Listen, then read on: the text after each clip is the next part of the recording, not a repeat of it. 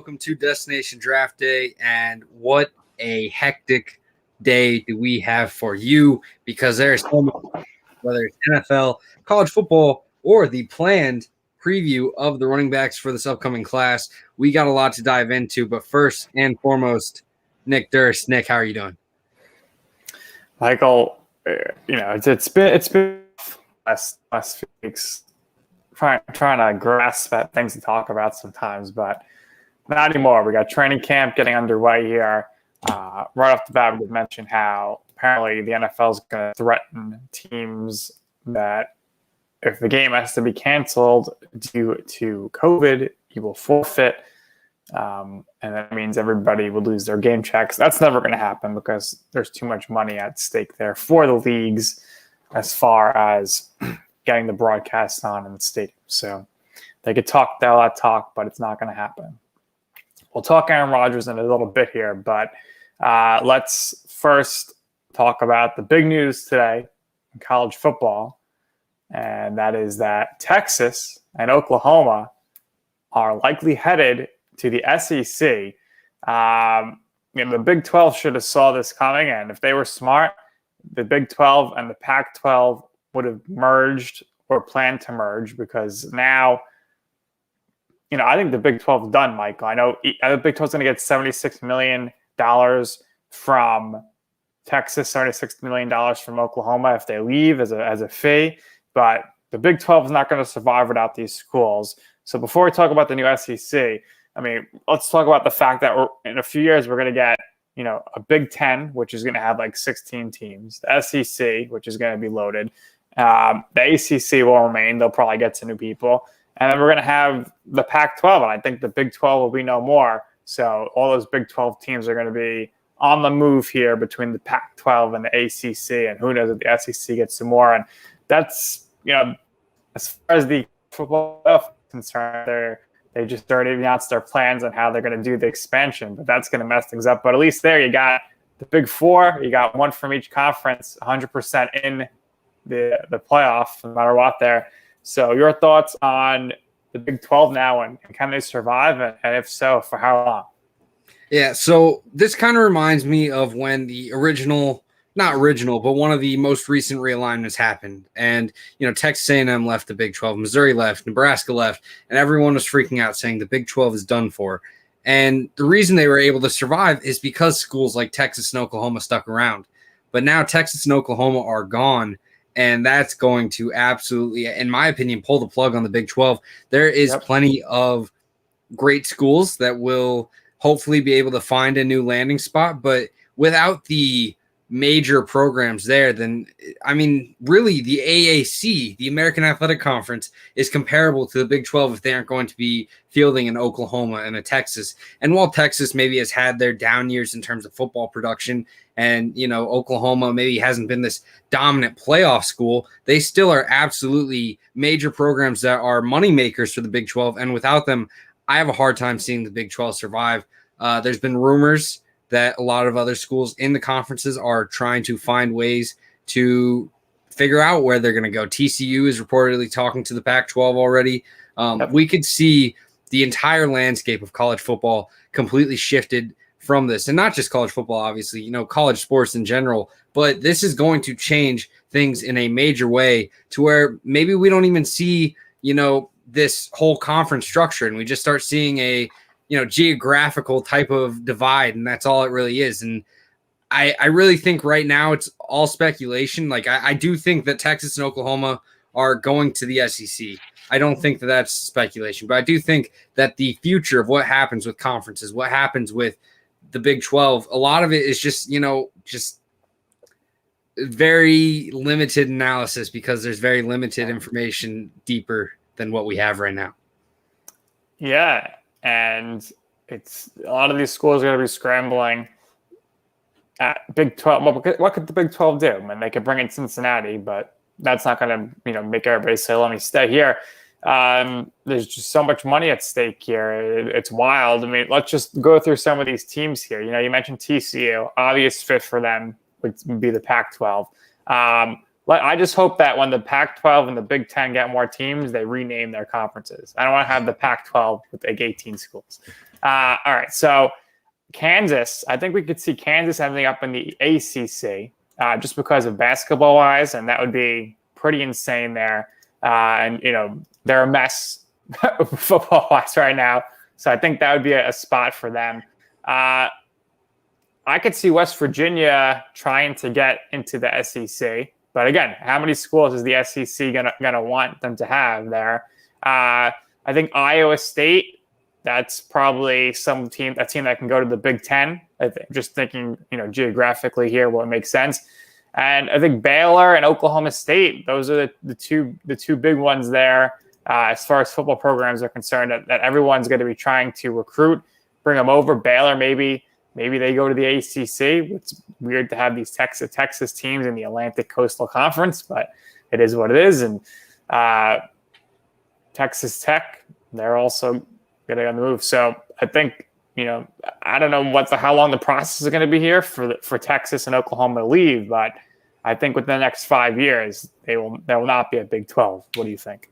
Yeah, I think if there is a Big 12, it would probably be a combination of trying to get a lot of the American athletic teams that are still remaining and maybe trying to bring in some other major programs that are kind of at that middle level. Maybe they try to reach out to like a North Dakota State and just say, look, let's make this happen. Or maybe they try to reach out to a Boise State or, some of the basketball programs that are out there that they could try to add in, but it's going to be very difficult for the Big 12 to really stay afloat. Even if you add in the entire American Athletic Conference to the Big 12 right now with Texas and Oklahoma leaving, a lot of the appeal is gone because while it is still a nice conference of plenty of teams that are talented, the issue still remains that you're missing out on your big major program. And, what's going to happen seems like it'll be Big 12 falling apart, crumbling, and no longer being in existence. But, right. As a kid that grew up watching the Big 12 and watching all these conferences, it's sad to see. I'd love to see the Big 12 survive somehow, just because that's what I grew up on. I'm not a huge fan of change in terms of sports. And even if they stick around, Michael, the chances of let's just say an undefeated Oklahoma State team getting in the playoff over a one-loss SEC Oklahoma team is very slim. So they have a really hard time getting in the playoff because now the SEC is going to be so stacked. The SEC, Michael, they need to carefully realign their divisions here because they need to make it where that there's a chance either every year for the big teams to kind of make it to the championship game. You don't want to necessarily see Oklahoma, Alabama, Texas, and Auburn all playing each other in the regular season, and then it's like, all right, you're going to play Florida or South Carolina or whatever in the championship game to see who goes to the playoff. They gotta kind of spread that out. I think they got to do a better job of that. Yeah, absolutely. I think it's definitely crucial that they manage this well, but at the same time, the SEC is going to be the top conference, and arguably it already was. But I think the debate is kind of put to rest if they're adding Oklahoma and Texas. I think this kind of puts pressure on the other conferences. Big 10, ACC, Pac-12. They're going to have to make moves to try to match this, notoriety of this move. And while you aren't going to get a program that's like Oklahoma, if the Big 10 can swing Notre Dame into their conference, I think that's a huge add, and it would be huge for marketing and everything. But I think the pressure is now on the other conferences to match the superiority that the SEC has sort of turned into. Yeah, the ACC, as far as football goes, is being carried by one team, Clemson. Obviously they're a great basketball school conference, which is what they're known for. But that might change now because Krzyzewski's retiring from Duke. Roy Williams has left North Carolina, so they're kind of like, all right, what's going on here? So they got to, go the pitches hard. If Notre Dame wants to join a conference, like you said, the Big Ten and ACC are going to be throwing so much money at them to try to get them in there. And really, this move helps the SEC, and obviously the Big 12 is done, but also I think it hurts the Pac-12 because they're going to be such an afterthought that it'll be hard for them to ever win in recruiting and then have a chance to win a championship. Yeah, and I think one other thing that needs to be touched on is while this is probably good for the overall G5, I think this is a negative for G5 schools individually. You look Right. at some of these programs that are now probably going to be pushed very far back into not being considered if the Big 12 does fall apart, because if you're the Big 10, you're not really looking at a Cincinnati or an SMU. You're looking at Oklahoma State, Iowa State, and some of these other schools that are at these major conferences already, but it's falling apart so they can pick those up.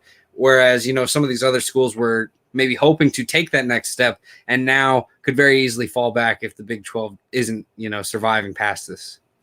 Right. And I think they need to consider name changes for all the conferences, just because geographically it doesn't make any sense. So you want to have the South Conference, you want to have the West Conference, the North, whatever you want to call it. But if you cannot call the Big 10 the Big 10 if you have 18 schools, doesn't make sense. That's my thoughts on that, Michael. How do you feel about the names of the conferences? Man, I don't know. Big 18 doesn't roll off the tongue as well. Yeah. All right, Blake Robinson, welcome back. Blake says West Virginia and Notre Dame to the ACC. I think West Virginia certainly would make sense. Notre Dame last year was with the ACC, so I think they'll stay independent. I thought maybe it would have been better for Texas to go independent because they would have had no restrictions. They could do their own scheduling, and they already have a network. So we'll see how that network plays in here with the SEC. But Michael, nobody's happier about this than ESPN, who recently, I think last year, acquired the broadcast rights for SEC regular season games. So they're getting major stuff here. But what do you think about Blake saying West Virginia, the ACC? And also he says Clemson playing powerhouses like Syracuse, Rutgers, and Wake Forest can make them like Memphis and UCF, 11-0 and no playoffs. I don't know about that. I think Clemson would definitely be in the playoffs at 11-0. I mean, they're still playing the ACC schedule. It's still a top conference. And listen, let's not take shots at Rutgers here. They had a top 20. They legitimately had a top 20 recruiting class. Schiano's building something. Schiano's building something there. So maybe this year they'll be 500-ish or so, but they're coming for that. They're coming for the future. I do think that there's certainly some legitimacy to his comment, though. I think the SEC is going to get a lot of great treatment when it comes to this playoff field. Yep. If they are fielding, the super conference of 16 teams, maybe even more. Who knows what the SEC has in store for us? But with those 12 playoff spots, are you really going to look at a 9-3 Oklahoma and say they don't deserve it more than maybe a 11-1 mid-major team that's just kind of questionable, or a Big 10 team that's 10-2 and really didn't have the same level of competition to go through? They're going to get a lot of favors when it comes to this. And, with the 12-team field that's been presented right now, that seems to be the likely outcome for the playoff committee and just overall college football playoff going forward. I think it's going to set up the SEC to get a lot of favoritism when it comes to that. And while fans are going to be upset about it, going to be angry because, the committee always favors the SEC, I can't blame them because the talent's going to be there. Oh, yeah. I mean, no doubt about it. Outside of the SEC, because you could arguably say 5 of the best 15 teams in the country at minimum are in the SEC. No matter what, if Clemson or Notre Dame are undefeated, they'll always be in the playoff, no matter what. From the Pac-12, the only team that I could say 100% slam dunk if they're undefeated, they go into the playoff would be USC. That's just because of these schools' reputations. The Big Ten champ's always going to get in. And I think with the expansion, we're probably going to get 2 Big Ten teams in at minimum to the playoffs. And it's going to be tough to take like these established names and keep them out of the playoff. But the point is good in the sense that the SEC schedule is going to be a lot harder. They're going to have a lot more favoritism. What does this do, Michael, to Steve Sarkisian? I think it's going to be an immense amount of pressure on him here, and I don't know how it's going to turn out for him with Texas. Yeah, I think the pressure is certainly on. There's definitely going to be a lot of high expectation for what Texas will do in their new era entering the SEC. Sarkisian also, just came off a great season as the offensive coordinator of Alabama. So going back to the SEC, I'm sure people have high expectations for whenever that time comes.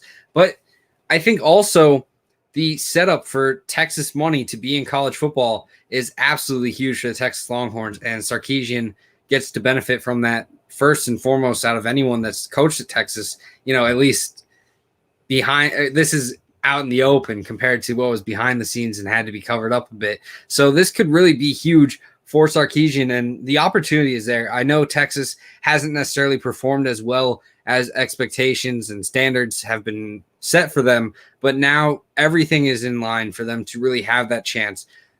Preaching to the recruits that you're going to the SEC is huge. Having the market that Texas has is absolutely, extraordinary. Puts them right at the top in terms of opportunity for recruits. And Sarkisian is coming off of a great season where he can really preach to these guys, look, I can turn you into that producer and that playmaker and get you those numbers if you are willing to come here and put in the work.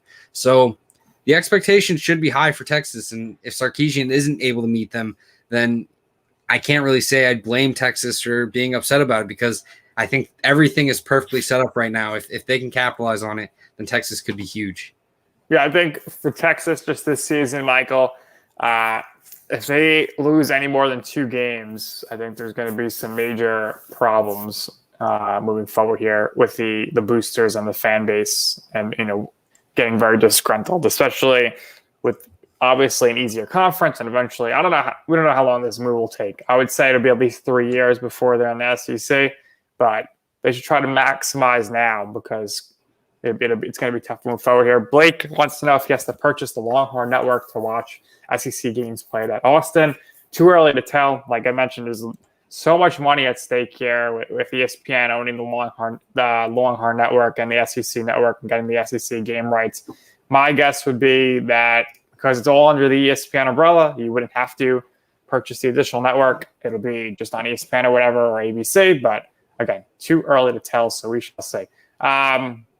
Or speaking TV real quick, your thoughts real quick on ESPN introducing a secondary Monday Night Football broadcast, which will be headlined by Eli and Peyton Manning with a rotating other guest each week. Don't know who the play guy is going to be. I think this is really good for ESPN, Michael, and I think it's going to really hurt the ratings for the main Monday Night Football broadcast. Yeah, I think this is going to be very fun to watch. Peyton and Eli in a booth together, I think could be very enjoyable. Not a big fan of that Eli guy, no reason. It's not because I'm a Patriots fan or anything, but I think in the booth, they'll be very enjoyable to listen to. And I think a lot of people are going to want to tune into that, at least to figure out how they like it. And and I think it's something that could eventually be boosted up into really the main advertisement for ESPN and all Monday Night Football. Yeah. And speaking of quarterbacks in the booth, it might not be too long before we see Aaron Rodgers in the booth, because now it's getting close, Michael. Is he going to show up in training camp? I don't think so. And his teammates are saying, we don't think he's going to play. I don't think he's going to. I think he's definitely going to miss the start of the season. Maybe he wants to. Maybe he's psychologically thinking, well, I don't want to start the season, and we win the Super Bowl, and then the executives get all this credit, and not me. And obviously, he just turned down a 2-year extension that would make him the highest paid player in the league. But perhaps he's thinking, all right, maybe I'll take September off, and, come back in October. We'll be around 500, and I'll be the savior. I'll come in, I'll save us from mediocrity. We'll squeak it out. We'll be better than the Bears with their rookie quarterback.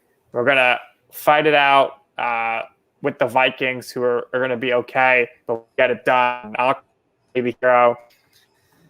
The ball is in his court, Michael, because the Packers have all of the power. Rodgers got old, time to cut the bait, Blake says. I think you're wrong. He just won the MVP, so he's not that old. And you don't want to cut the bait right now, because why would you make a trade? Why would you trade Rodgers, let's say, to the Broncos right now, Michael, when you don't even know whether you're going to get a first-round pick, right? You don't know what that pick's going to be. So why not just wait till after the season? You'll know you're going to get the same value for Rodgers now as you will after the season. At least after the season, you'll know where exactly your draft picks are going to be coming from.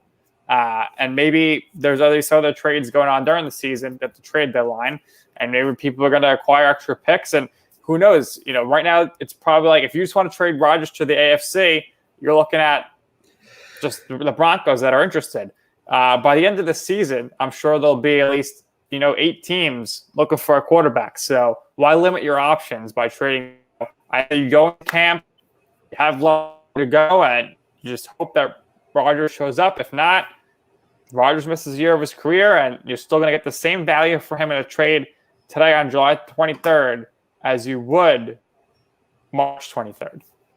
Yeah, I think waiting is definitely the right thing to do because, like you said, if they send him off to the Broncos, I think the Broncos really become the title favorites in my mind because there's just so much talent on that roster that's really just held back by a quarterback. And I think the Broncos are a dark horse to really make it into the playoffs if they can kind of overcome their worries at QB. But if they solve that by adding Aaron Rodgers, even if they lose a talented piece somewhere on the roster, they are absolutely in play to really win that Super Bowl and be a contender at the very least.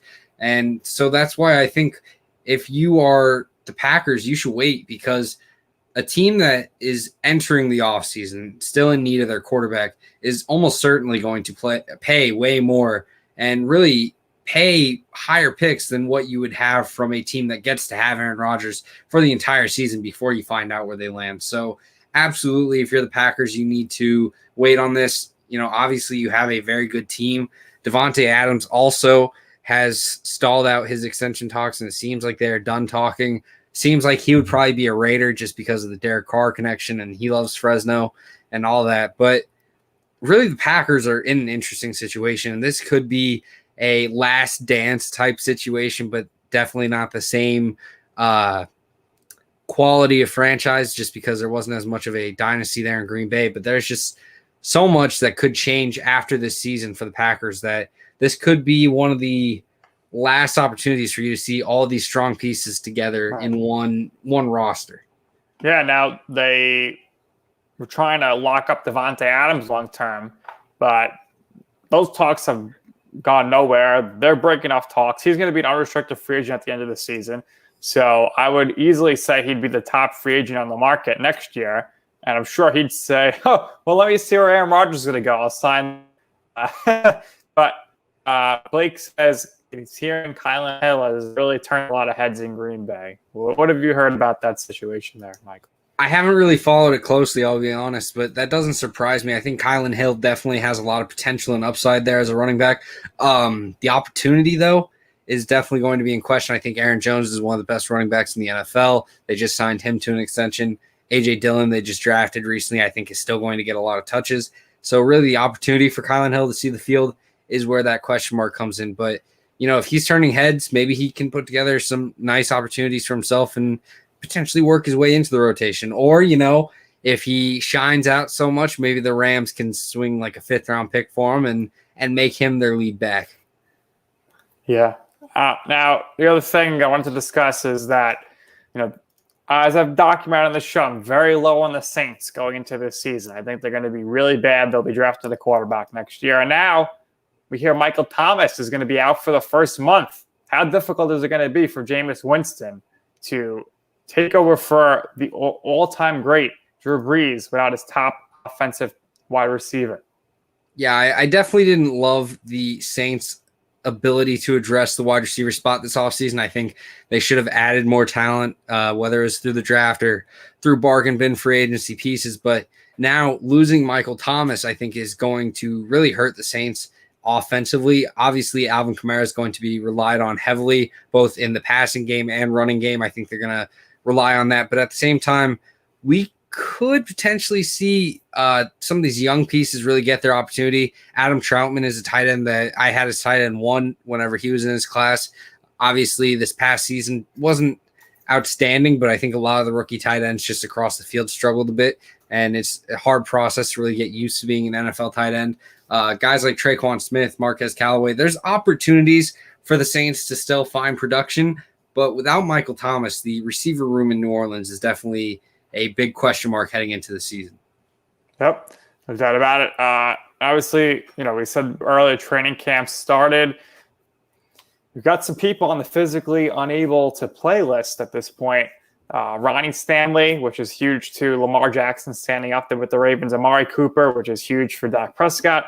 Stephon Gilmore, which is the biggest piece for the Patriots defense. And then Kyle Rudolph with the Giants. And most importantly, Saquon Barkley with the Giants. We won't go too into detail here, but Michael, if Saquon Barkley isn't right here by, let's say, week 2, week 3 of the NFL season, the Giants are in a lot of trouble this year, especially with the fact that they did not bring Wayne Gallman back.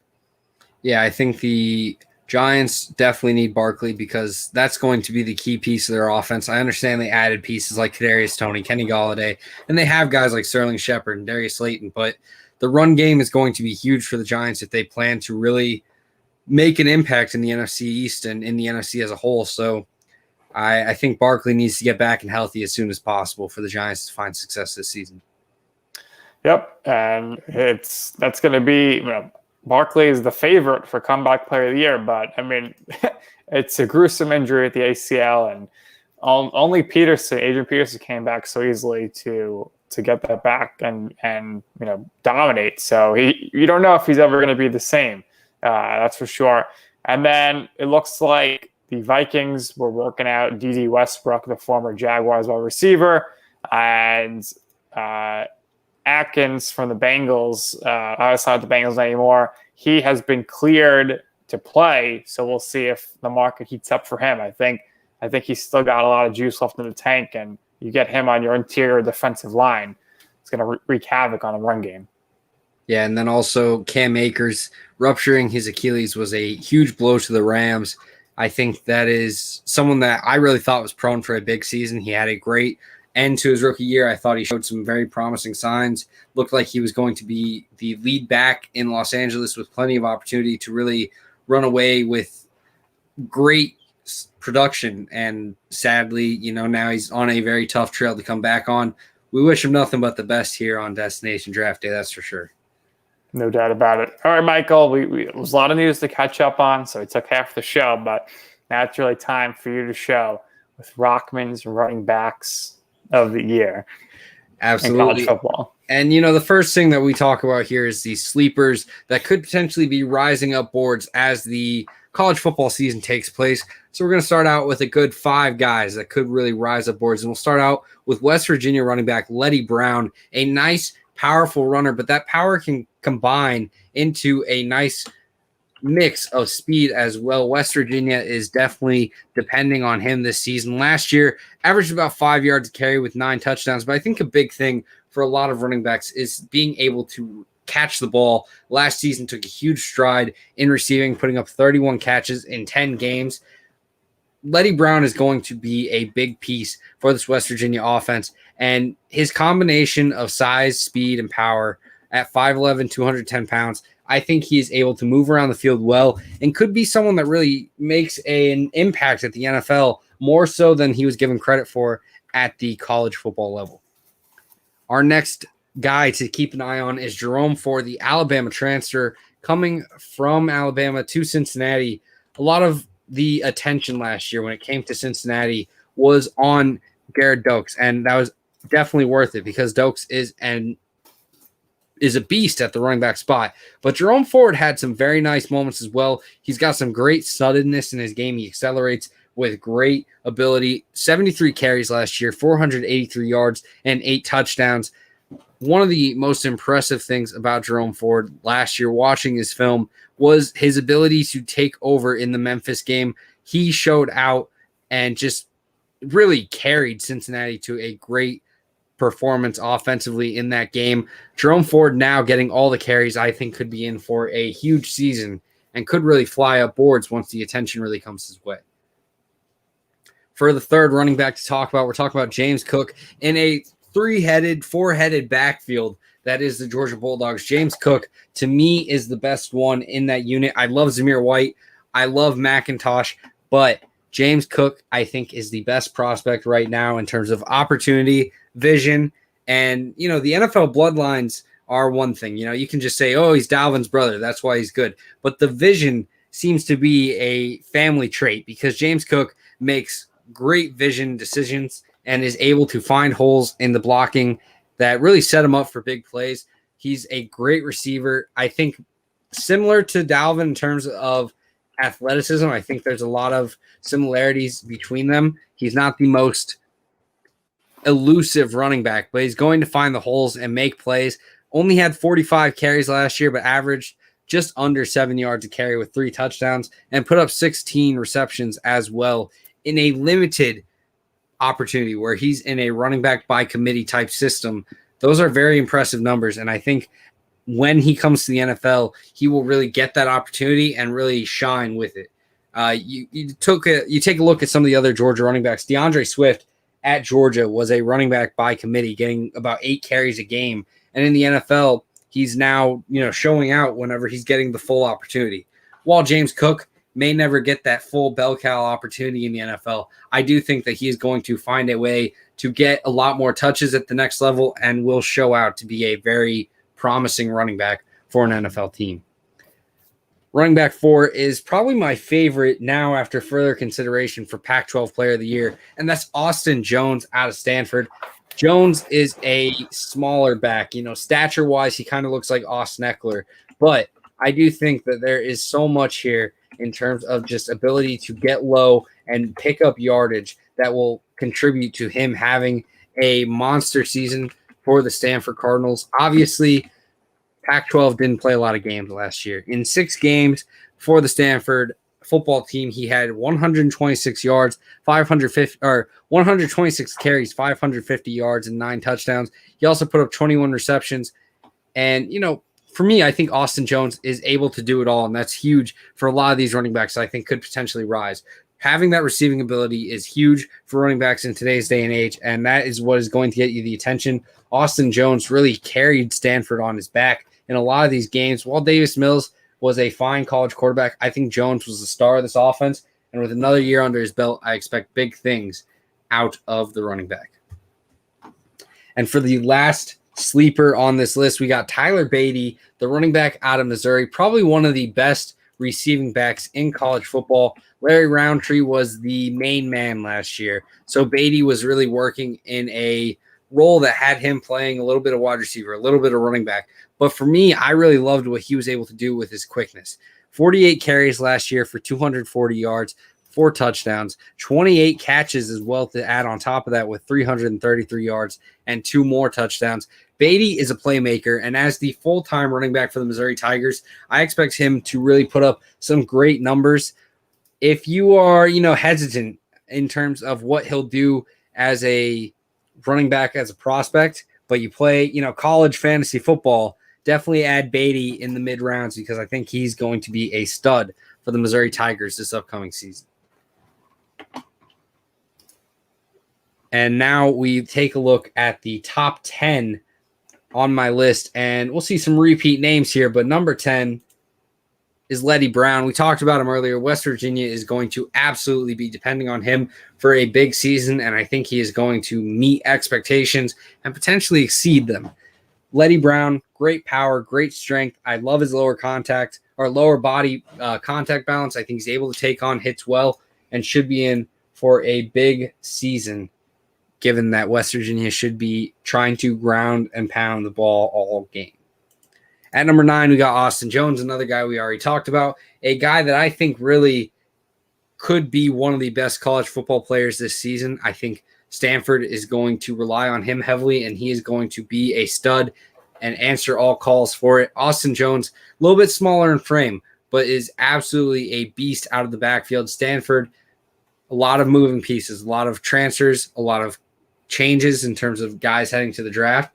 So keep an eye out for Austin Jones, the one really constant of the Stanford offense, to really put forward a great season for the Cardinals.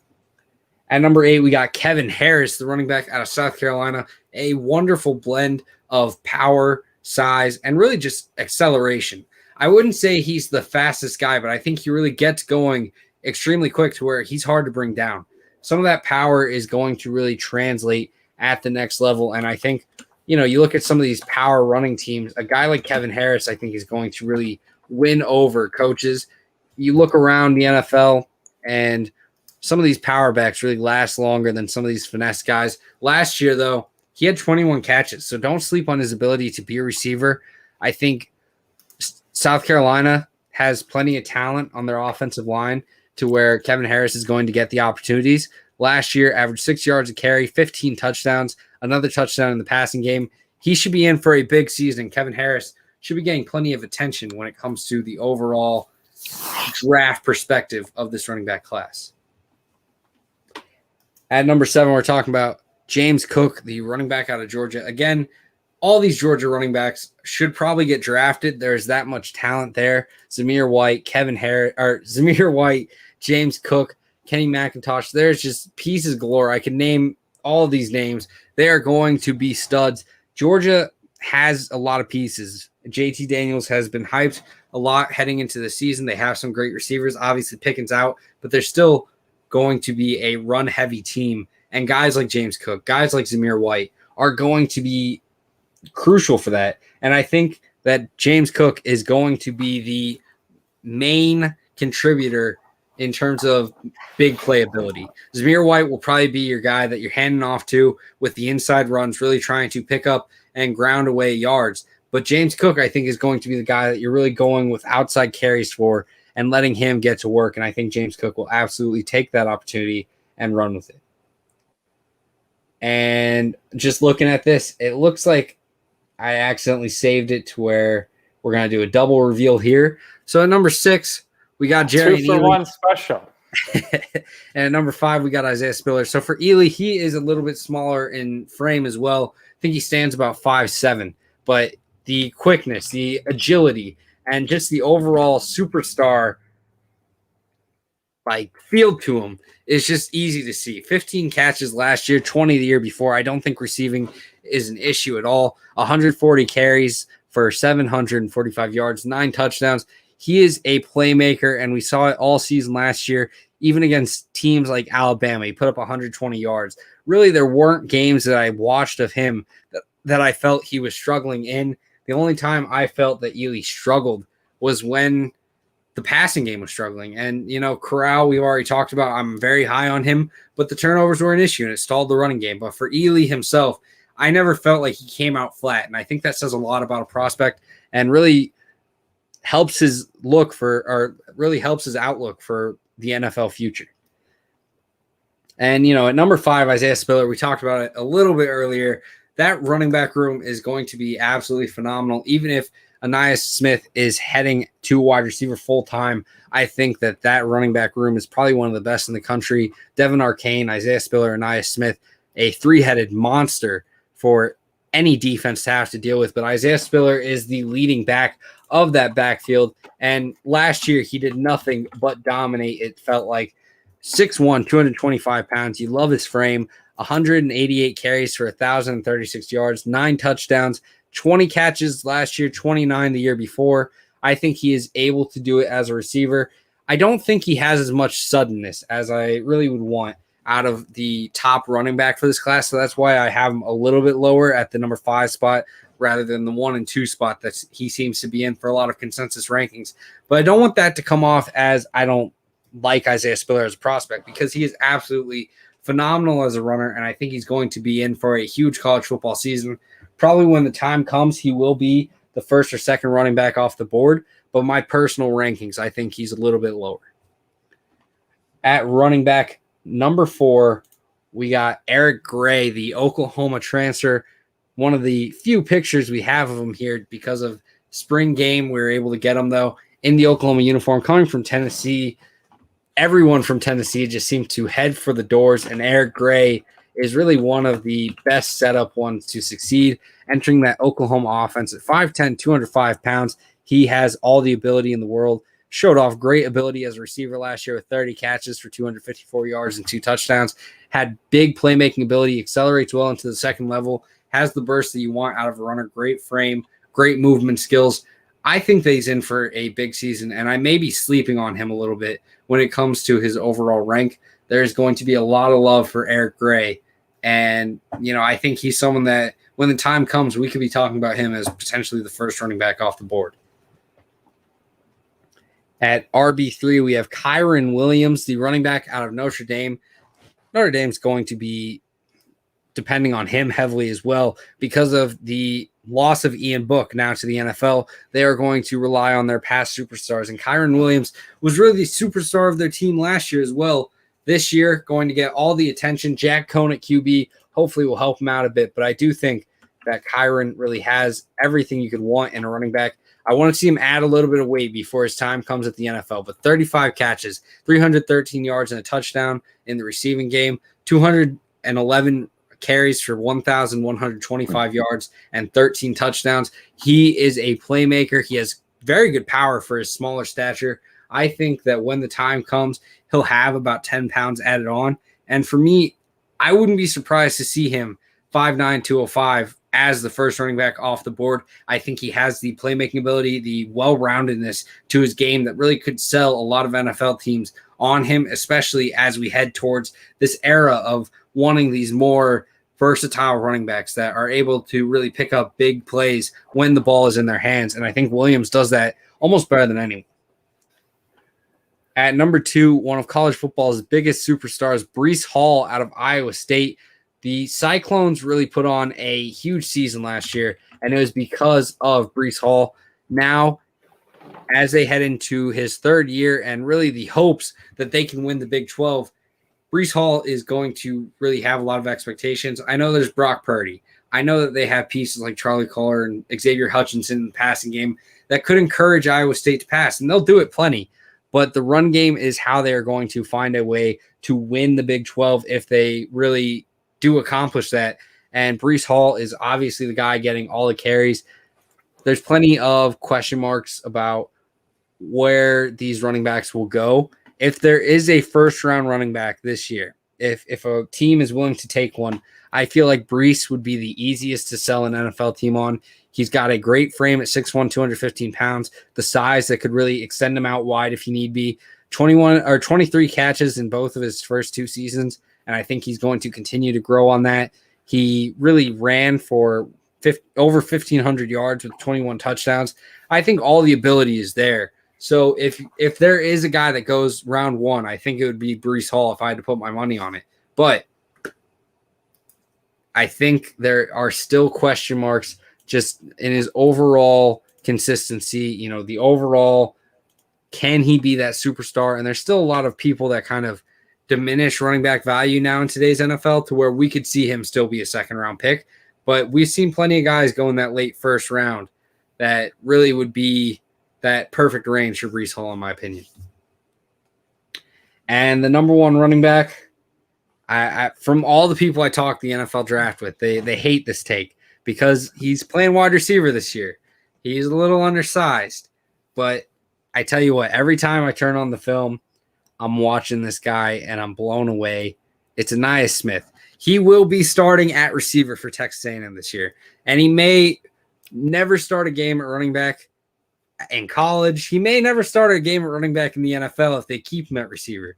But I love Anaya Smith as a running back. I think he offers explosive ability. He is a dominant receiver, dominant playmaking ability, great lower contact balance. He is able to really shake defenders, break defenders, and get into the end zone with ease.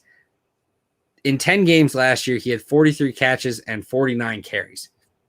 Very down the line split. You don't really see that from guys that are supposed to be running backs. But I'm telling you, I love his ability as a runner. I think he's better as a runner. As a slot receiver, I'd probably grade him a little lower. But put him anywhere on your offense, he's going to find a way to contribute. He's got great hands. He has some drop issues, but I think overall he's very consistent. He can make defenders miss with ease. He showed some great patience and vision as a runner. He was able to just shake defenders with ease in terms of taking on hits despite a smaller frame. And, add 10 pounds to this guy, put him in your backfield, let him work, and I think he is going to be an absolute stud for your offense. If you need to extend him out wide, that's fine. I think that fits what the NFL will want with, trying to limit giving one guy all the carries. So with this guy, you're maybe not giving him all the carries, but you can still keep him on the field consistently.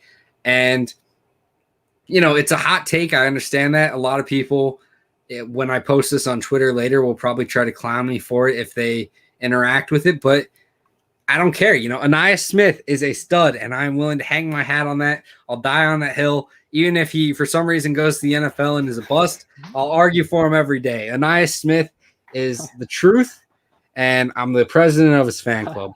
So what I could see from this list here, Michael, is that, and we're both in agreement on this, Texas A&M is in for a big year. I think they have a legit chance to win the SEC. Tremendous talent, a lot of people coming back. Watch out for them. Other than Smith, which is the obvious here, who do you think is the best receiving running back of this group? Best at catching the ball. I think if I were talking about receiving ability, probably Eric Gray for me would be one of the more impressive ones. I think Breece Hall, James Cook, Austin Jones, Jerry Neely, they're all very talented receivers. But I think Eric Gray had the best ability to kind of work downfield as a receiver. And I think that's absolutely huge for showcasing ability because a lot of guys can catch these dump-off passes. But Eric Gray was working downfield consistently, even for Tennessee. And now entering Oklahoma, where they have this passing attack that works in that way, I think he's going to really flash and splash as a receiver. And I think Eric Gray, the sky's the limit for him as an overall product. I think Austin Jones, I love that he was your sleeper. I think this guy could really shoot up because, I mean, looking at the rest of your guys here, he's going against he's in the Pac-12. They tend to run the ball a bit. The defenses aren't that fantastic, so he could definitely put up some mega numbers this year, I think, and kind of surpass some of these other guys from the SEC. And I think he's got a great chance there. What are your thoughts on this group here as far as being able to block at the next level? Obviously, when drafting a running back, you're probably not really thinking about blocking ability, but it does come into play once you're playing on Sundays.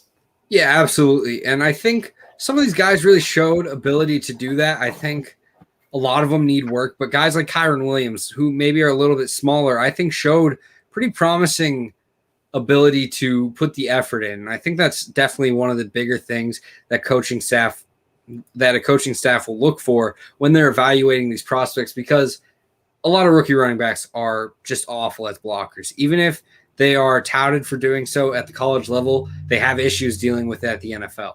So what coaches will look for is just that willingness and that frame. While Kyron Williams doesn't have necessarily the strength to do it, I think he showed great willingness. Guys like Kevin Harris and Spiller obviously have great frames to be able to do that.